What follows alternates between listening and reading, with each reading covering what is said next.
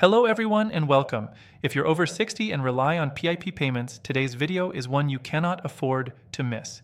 Big changes are coming in 2026 and thousands of people could see their payments reduced or even stopped entirely. But don't panic. I'm here to break it down clearly, calmly, and step by step so you know exactly what these changes mean for you. We'll cover who's most at risk, how to check if you're affected, and what actions you can take right now to protect your income. I've sifted through the latest government updates and official guidance, so you don't have to, and I'll explain it in plain, simple language, no confusing jargon. By the end of this video, you'll walk away with a clear understanding of the 2026 PIP changes, practical steps you can take immediately, and peace of mind knowing you're prepared. This isn't just about information. It's about taking control of your financial security. So, if you want to stay informed and safeguard your PIP payments, make sure to hit that like button and stay with me for every detail. Let's make sure these changes don't catch you off guard. Now, let's get into the heart of these changes, starting with what PIP actually is and why it matters so much to thousands of seniors across the UK. Personal Independence Payment, or PIP, is designed to help cover some of the extra costs you might face if you live with a long-term health condition or disability. For many, it's not just a payment, it's a lifeline that helps with daily tasks, mobility, and maintaining independence. So when news comes that thousands could see adjustments, or worse, reductions, it's completely understandable to feel anxious. But here's the thing, knowledge is power, and that's exactly what we're going to arm you with today.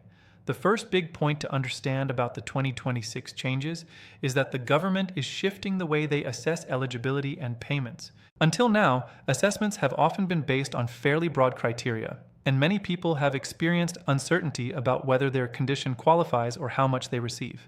But the new framework will be more detailed, with stricter guidelines. This means that some people who were previously receiving payments without issue might now find themselves being reassessed. And yes, that does sound worrying, but it's not the end of the road.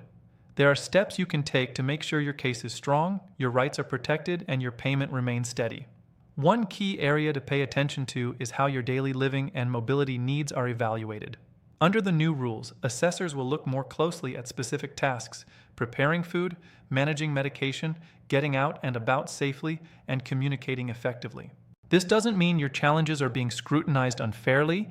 It means you need to clearly document and communicate how these activities are affected by your condition. For example, if you have arthritis, it's not just about whether you can open a jar. It's about how long it takes, whether you need support, and what adaptations you've already made. Recording this in detail before any reassessment could make a huge difference. And here's a little-known fact that can ease some of that anxiety. The Department for Work and Pensions, DWP, has actually provided guidance on how to prepare for these reassessments, but very few people read it in full. That's why taking the time now to understand exactly what will be asked and documenting your situation carefully can give you a huge advantage. It's almost like having a secret map before you enter tricky terrain. Now, you might be wondering, am I one of the thousands affected? The answer isn't always obvious at first glance, and this is where many seniors feel confused. Eligibility often depends on a combination of factors: your current payment rate, your health condition, and how long you've been receiving PIP. For instance, someone who has been on a higher mobility rate might be reassessed if the new rules tighten definitions, while someone with a daily living component could see changes based on updated task criteria. The important takeaway here is don't wait until the letter arrives. Being proactive now gives you time to gather evidence, seek advice, and even appeal if needed. Speaking of appeals, this is another area where seniors often feel overwhelmed. Many assume that if their payment is reduced, there's nothing they can do. But the truth is, the appeals process exists exactly for situations like this. And while it can feel bureaucratic, being organized, persistent, and supported can dramatically improve your chances of success. Simple steps, like keeping a diary of your daily challenges, collecting letters from your GP or specialists, and understanding the precise legal wording of your award notice can make all the difference. In fact, some people who initially had their payments reduced were able to have them fully restored by providing this kind of detailed evidence. Another element worth highlighting is the timing of these changes. The government has set a phased approach, which means that not everyone will be reassessed at once. For some, changes may not take effect until mid or late 2026, giving you a window of opportunity to prepare. Think of it as a chance to step back, review your situation, and take control before anything actually changes. Planning ahead here isn't just smart, it's empowering. And let's talk about resources, because one of the biggest mistakes seniors make is assuming they have to navigate this alone. There are charities, support groups, and advocacy services specifically geared toward helping seniors manage PIP reassessments and appeals. These organizations often have staff who know the system inside and out, can help you gather evidence, and can even guide you on wording and presentation during assessments. Sometimes, having someone to walk you through the process is all it takes to turn anxiety into confidence. Now, I want to pause here and share a scenario many seniors can relate to. Imagine Mrs. Thompson, 72, who has been receiving PIP for mobility due to her chronic knee pain. She gets a letter about the 2026 changes and feels immediately anxious, but instead of ignoring it, she documents her daily struggles, the extra time it takes to walk to the kitchen, the need for handrails, and the assistance she sometimes needs from her granddaughter. She also gathers a note from her physiotherapist explaining her condition. When reassessed, this detailed preparation ensures her payment continues without interruption. This example is not uncommon. It illustrates how preparation and careful documentation can make a world of difference. Let's also talk about technology and organization, because yes, even seniors can benefit here. Keeping digital copies of your medical records, letters, and evidence can streamline the process and reduce stress. Some people even use simple spreadsheets or a notebook to track their daily challenges and improvements. By the time reassessment comes, you'll have everything at your fingertips, making the process far less intimidating. Another important point is the psychological aspect. Receiving a letter about potential payment changes can be stressful, and stress can make it hard to think clearly.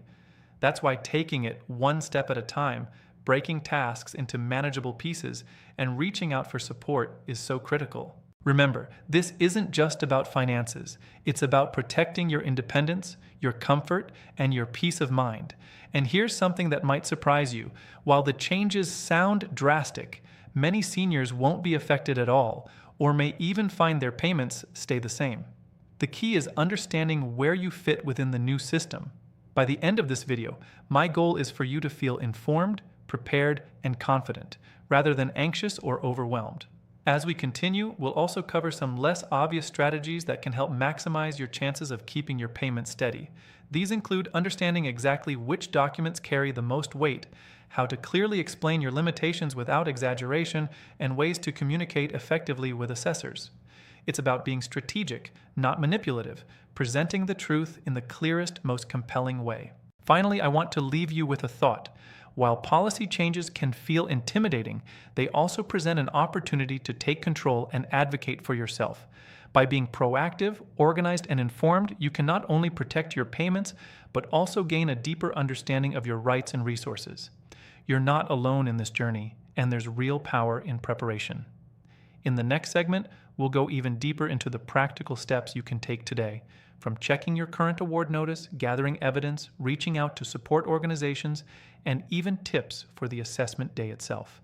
Stick with me, because every tip you take on board now could save you months of stress and ensure your independence remains secure. As we begin to wrap up today, let's take a moment to reflect on everything we've covered. The 2026 PIP changes may feel overwhelming at first glance, but the good news is that knowledge is your greatest ally. By understanding the upcoming rules, preparing in advance, and knowing exactly what steps to take, you can face these changes with confidence rather than fear. Remember, these updates are designed to clarify and tighten the system, not to unfairly penalize anyone. And by taking proactive measures, you are doing everything in your power to protect your income and independence. Think back to the examples we shared earlier, like Mrs. Thompson, who took the time to document her daily challenges and gather supporting evidence from her healthcare providers. Her story shows that preparation is not just about paperwork. It's about asserting your needs, being your own advocate, and making sure the system recognizes the reality of your situation. You too can take control in this same way. Whether it's noting the small details of your daily living tasks, asking your doctor for a letter confirming your limitations, or connecting with local advocacy groups, Each step you take increases your chances of maintaining your PIP payments without interruption. One of the most important lessons from today is that you are not alone. Many seniors are facing the same uncertainties, and there is a wealth of resources available to help. Charities, support networks, and even community groups have specialists who can walk you through the reassessment and appeals process. They can answer questions, review documents, and offer reassurance when things feel complicated. Reaching out for help is not a sign of weakness. It's a smart, proactive strategy. By leaning on the right support, you not only make the process easier, but also ensure that your voice is heard clearly and accurately. Let's also take a moment to address the emotional side of all this. Change, particularly when it involves your finances or independence, can be stressful. Feeling anxious or uncertain is completely normal, and it's okay to acknowledge those feelings. But stress doesn't have to control your response. By breaking the process into manageable steps, creating a plan, and giving yourself small wins along the way, you turn uncertainty into action. Even simple steps, like organizing your medical records, keeping a daily log of your mobility and daily living challenges, or reviewing official guidance documents, can provide a sense of empowerment and clarity. Another key takeaway is the importance of timing. The phased rollout of these PIP changes in 2026 gives you valuable preparation time. Some assessments may not happen until later in the year, meaning you have weeks or even months to gather evidence, clarify your award details, and consult with experts. Think of this as an opportunity to strategize rather than a race against the clock. The earlier you start, the more prepared and confident you'll be when the assessment comes. Preparation is your secret weapon. It transforms worry into action and helps you stay ahead of potential issues. It's also worth emphasizing that while some people will face reductions or reassessments, many will see little to no change. The important thing is not to assume the worst, but to be ready for every scenario. By knowing the steps to take, you give yourself options. And the very act of preparation, writing down your daily challenges, obtaining supporting documents, connecting with support services, can provide peace of mind even before anything official happens. It's about staying informed and taking control, rather than waiting passively and hoping for the best. Let's talk for a moment about advocacy and the appeals process. Many seniors avoid appeals because they seem complicated or intimidating, but the process exists precisely to protect people who deserve support. If you ever face a reduction in your PIP payments, the first step is to review the decision carefully. Understand why it was made, note any discrepancies, and gather evidence that clearly shows your situation.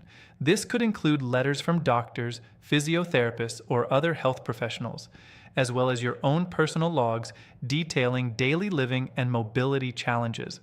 Organization and clarity are key. The clearer and more complete your evidence, the stronger your case. Another tip is to connect with people who have been through the process. Hearing firsthand experiences from other seniors can be incredibly valuable. Not only can they offer practical advice, but knowing that others have successfully navigated reassessments and appeals can be a powerful morale boost. Remember, you're not facing this alone. There's a community of seniors, advocates, and professionals ready to help you through each step. By tapping into that support, you increase your confidence and your chances of maintaining your payments successfully. Now, let's revisit the concept of documenting your daily life. Many seniors underestimate the value of a simple diary or log. Recording your experiences, how long it takes to perform everyday tasks when you need help, or the ways your health conditions limit your independence, creates a clear picture for assessors. It's not about exaggerating your difficulties, it's about being honest, thorough, and detailed. These small but crucial records can make all the difference during a reassessment. In addition to keeping records, don't underestimate the value of organization and accessibility.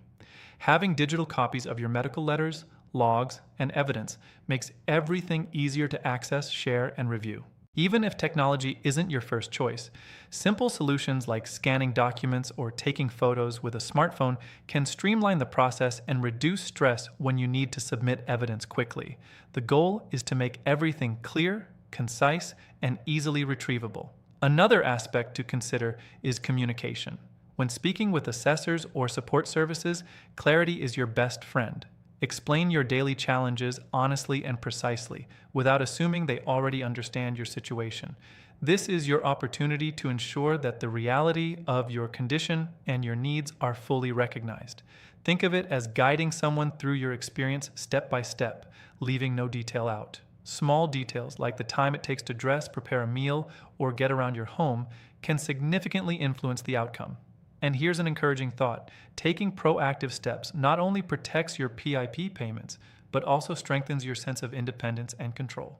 You're actively managing your circumstances instead of letting uncertainty dictate your life. Every note you take, every document you gather, and every question you ask is a step toward empowerment. It's about turning worry into confidence and preparation into action. Let's also touch on the mindset that makes this process easier. Patience, persistence, and positivity go a long way. Changes in government policy can feel like an uphill battle, but approaching the situation calmly and methodically reduces stress and improves results. Celebrate small victories along the way, whether it's successfully gathering documents, contacting support groups, or understanding a complex rule. These moments build momentum and confidence, keeping you motivated throughout the process. Finally, remember that knowledge is your shield. Being aware of the 2026 PIP changes, understanding your rights, and knowing how to document your situation gives you a tremendous advantage. Preparation is not just a practical tool, it's a form of empowerment. By taking control, you reduce anxiety, increase clarity, and position yourself to maintain your payments and independence. Before we end, I want to leave you with a simple but powerful reminder. You deserve the support and independence that PIP provides. These changes may feel daunting, but with preparation, support, and clear understanding, you can navigate this transition successfully. Every action you take now, documenting, seeking advice, staying informed, is an investment in your peace of mind and your future stability. So here's what I want you to do next. Review your current PIP award, start documenting your daily living and mobility needs, gather supporting evidence, and reach out to support organizations if needed. Stay proactive, stay informed, and keep advocating for yourself. And if you found this video helpful, insightful, or reassuring, don't forget to hit that like button. It helps us reach more seniors who need this guidance and keeps you updated on the latest changes. Remember, these changes may be on the horizon, but with the right preparation, you can face them confidently and protect your independence. You have the tools, the resources, and the ability to take charge. And most importantly, you are not alone in this journey. There's support, guidance, and a community ready to help you every step of the way. So take a deep breath, take action, and step forward with confidence. You've got this, and we're here to guide you through every step of the process. Thank you for watching. Stay informed, stay prepared, and stay empowered.